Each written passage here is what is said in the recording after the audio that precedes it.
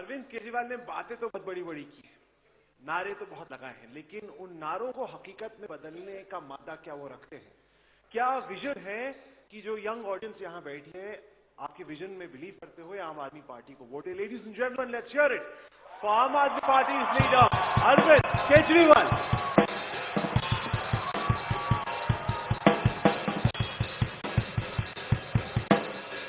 भारत माता की इनकलाब, इनकलाब, वंदे वंदे। साथियों, अन्ना हजारे की विजय। बिल्कुल, सबसे पहले अभी देवेंद्र हुड्डा जी ने बहुत अच्छी बात कही। उन्होंने कहा कि अरविंद केजरीवाल की, उनकी पार्टी की नीयत तो साफ है। हम खुश हैं कि हमारे ओपोनेंट्स भी हमारी नीयत पे शक नहीं करते, लेकिन उन्होंने कहा हमारी विचारधारा अलग है। मैं बिल्कुल सहमत हूं, हमारी विचारधारा अलग है। एक समय ऐसा था जब कांग्रेस की विचारधारा सरदार पटेल तय करते थे। एक समय ऐसा था जब कांग्रेस की विचारधारा लाल बहादुर शास्त्री तय करते थे, और आज कांग्रेस की विचारधारा रॉबर्ट वाड्रा तय करते हैं।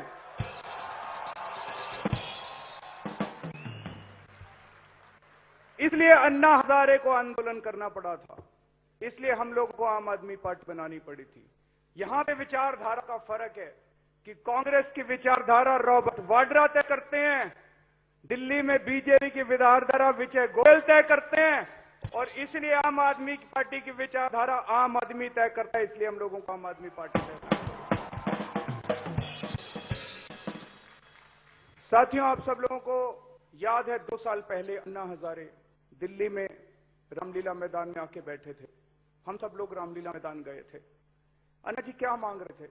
अन्ना जी कह रहे थे कि भ्रष्टाचार के खिलाफ एक ऐसा कानून पास करो कि अब अगर इस देश के अंदर कोई भ्रष्टाचार करे तो उसको जेल होनी चाहिए, उसकी संपत्ति जब्त होनी चाहिए, उसको नौकरी से निकाला जाना चाहिए। ऐसा जन लोकपाल बिल पास करो। 13 दिन तक अन्ना जी अनशन पे बैठे रहे। हम सब लोग गए थे रामलीला मैदान, सारा देश गया था रामलीला मैदान, गए थे, सड़क पे उतरे थे। 13 दिन के अनशन के बाद सारी पार्टियों ने संसद में बैठ के अन्ना जी से प्रॉमिस किया था, आपको याद होगा। सारी पार्टियों ने कहा था अन्ना जी आप अपना अनशन खत्म कर दीजिए, हम लोग आपका लोकपाल बिल पास कर देंगे, आपकी तीनों शर्तें मंजूर हैं। प्रधानमंत्री जी ने अन्ना जी को चिट्ठी भी लिखी थी, आपको याद होगा। अन्ना जी को कहा था प्रधानमंत्री ने, अन्ना जी आप अपना अनशन खत्म कर दीजिए, हम आपकी तीनों शर्तें मान लेंगे। आज 2 साल हो गए, प्रधानमंत्री ने भी धोखा दिया और संसद में बैठी सारी पार्टियों ने धोखा दिया। अच्छा लोकपाल तो दूर की बात, एक कमजोर लोकपाल, लूड़ा लंगड़ा लोकपाल बिल उन्होंने पास नहीं किया है। क्यों नहीं किया? क्योंकि सारी पार्टी डरते हैं, क्योंकि सारी पार्टी के नेताओं ने चोरी कर रखी है। बीजेपी वालों ने चोरी कर रखी है, कांग्रेस वालों ने चोरी कर रखी है, मायावती ने चोरी कर रखी है, मुलायम सिंह यादव ने चोरी कर रखी है, जयललिता ने चोरी कर रखी है, करुणानिधि ने चोरी कर रखी है। एक पार्टी आज इस देश के अंदर नहीं है जो इस देश को भ्रष्टाचार से मुक्त दिला सके, एक भी पार्टी नहीं है। इसलिए लोकपाल भी पास नहीं कर रहे। आज अगर अन्ना वाला लोकपाल बिल पास कर दें तो आधे से ज्यादा नेता तिहाड़ जेल के अंदर हो गए, इसलिए ये लोग लोकपाल बिल पास नहीं कर रहे हैं। साथियों, लेकिन वो सपना अब हमारा पूरा होने जा रहा है। नवंबर के महीने में दिल्ली विधानसभा के चुनाव होने जा रहे हैं।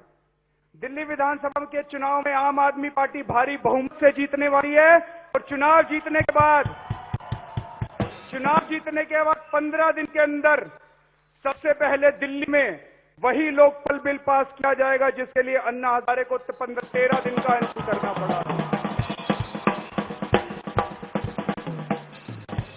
अब आपका, देश का, उन सारे लोगों का वो सपना पूरा होने जा रहा है जिसके लिए हम सब लोग रामलीला मैदान गए थे। साथियों, सबसे पहले दिल्ली को भ्रष्टाचार मुक्त करेंगे और उसके बाद पूरे देश को भ्रष्टाचार मुक्त करेंगे। अभी हम लोग अपने कैंडिडेट्स का सिलेक्शन कर रहे हैं। मैं पूरी दिल्ली में घूमता हूं, कई लोग मेरे से प्रश्न पूछते हैं, अरविंद जी आप तो ईमानदार हो, लेकिन ये जो 70 आदमी खड़े कर रहे हो इनकी क्या गारंटी है कि ये ईमानदार है? एक एक आदमी को हम चेकिंग कर रहे हैं, एक एक कैंडिडेट की हम इंक्वायरी करा रहे हैं, और आज 3 चीजों की मैं यहां गारंटी देके जाता हूं। हमारे 70 के 70 कैंडिडेट ईमानदार हैं, चरित्रवान हैं, और किसी भी कैंडिडेट के खिलाफ कोई भी मुकदमा, अपराध का मुकदमा किसी कोर्ट के अंदर नहीं चल रहा है आज कांग्रेस के 16 एमएलए विधानसभा में बैठे हैं जिनके ऊपर हत्या के, बलात्कार के और इस किस्म के अपराध के मुकदमे चल रहे हैं। 9 बीजेपी के एमएलए ऐसे बैठे हुए हैं जिनके ऊपर हत्या के, बलात्कार के और इस किस्म के मुकदमे चल रहे हैं। अगर इस किस्म के बलात्कारी संसद के अंदर बैठेंगे और इस किस्म के लोग अगर विधानसभा में बैठेंगे, मैं पूछना चाहता हूं कि क्या दिल्ली की लड़कियां सुरक्षित हो सकती हैं? क्या नहीं हो सकती हैं? अच्छे लोगों को अंदर भेजना पड़ेगा, ईमानदार लोगों को अंदर भेजना पड़ेगा। इसलिए आम आदमी पार्टी चुन चुन के अच्छे लोगों को, ईमानदार लोगों को टिकट दे रही है। लेकिन फिर भी हो सकता है हमसे गलती हो जाए, हो सकता है हमसे कुछ छूट जाए। तो आज मैं ये ऐलान कर रहा हूं यहां पे कि अगर हमारे किसी कैंडिडेट के खिलाफ कोई भी भ्रष्टाचार का सबूत आप हमें चुनाव के एक दिन पहले भी ला के दे देंगे, हम उसकी टिकट कैंसिल कर देंगे, सीट खाली छोड़ देंगे। गलत आदमी को अंदर नहीं जाने देंगे, हम लोग गलत आदमी को अंदर नहीं जाने देंगे। और यहाँ पे बीजेपी और कांग्रेस वाले बैठे हैं, मैं उनसे भी चाहता हूं वो भी ऐलान करें कि दिल्ली विधानसभा के चुनाव में वो किसी क्रिमिनल को टिकट नहीं देंगे, किसी भ्रष्टाचारी को टिकट नहीं देंगे। और अगर भ्रष्टाचार का सबूत दे रहे हैं हम लोग तो वो भी उनकी टिकट कैंसिल करेंगे। साथियों, जब हमने पार्टी बनाई थी, बहुत सारे लोग मुझे कहते थे दलदल है, कीचड़ है। अन्ना जी के साथ भी यही बहस हुई थी हम लोगों की। कई लोग मुझे कहते हैं आपने अन्ना को धोखा दिया, आपने अन्ना को धोखा दिया। मैंने अन्ना को धोखा नहीं दिया, बिल्कुल धोखा नहीं दिया। अन्ना जी के साथ यही बहस हुई थी हमारी। अन्ना जी को हमने कहा कि अन्ना जी, इन 2 सालों में सब कुछ करके देख लिया, इन पार्टियों की मिन्नत की, चिट्ठियां लिखी, मीटिंग्स की। 3 बार अन्ना जी ने अनशन किया, 2 बार मैंने अनशन किया। अन्ना जी को हमने कहा कि अन्ना, जब राजनीति में जाना पड़ेगा, सिस्टम के अंदर जाके सिस्टम को बदलना पड़ेगा। अन्ना जी ने कहा कि नहीं, कीचड़ है। हमने कहा अन्ना जी, अगर कीचड़ है तो कीचड़ के अंदर घुस के सफाई करनी पड़ेगी। अन्ना जी ने कहा कि गंदे हो जाएंगे। हमने कहा अन्ना जी, अगर गंदे भी हो जाएंगे तो यही मान लेना कि ये हमारी कुर्बानी है कि हमने अपनी इज्जत भी दांव के ऊपर लगा दी, लेकिन अब अंदर जाना पड़ेगा, कीचड़ के अंदर जाके सफाई करनी पड़ेगी। आज इन सब लोगों ने मिलके, एक टाइम ऐसा था इस देश के अंदर जब चाचा नेहरू ने राजनीति की थी, सरदार पटेल ने राजनीति की थी, लाल बहादुर शास्त्री ने राजनीति की थी।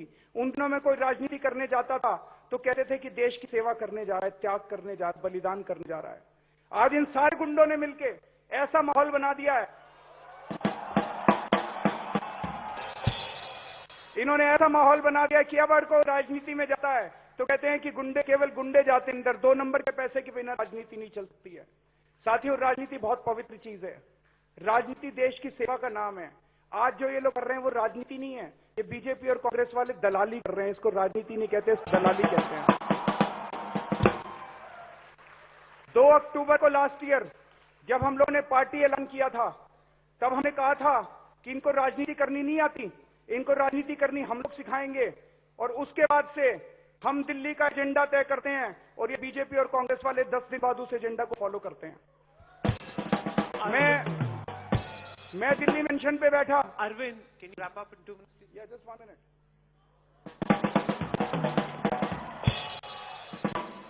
मैं दिल्ली मेंशन पे बैठा, 15 दिन का अनशन किया था मैंने, 15 दिन भूखे रहा था। उसके बाद हमने ऐलान किया कि अगर आम आदमी पार्टी की सरकार बनेगी तो दिल्ली में बिजली के दाम 50% तय करेंगे। उसके 10 दिन बाद विजय गोयल जी कहते हैं हम 30% कम करेंगे। तो मेरे एक पत्रकार से बात हो रही थी, उसने मजाक में बोला, कहता है जी मैंने विजय गोयल जी से जाके पूछा कि वो केजरीवाल तो 50% कम कर रहा है, आप 30% कम कर रहे हो। विजय गोयल बोले 20% मेरा भी तो है।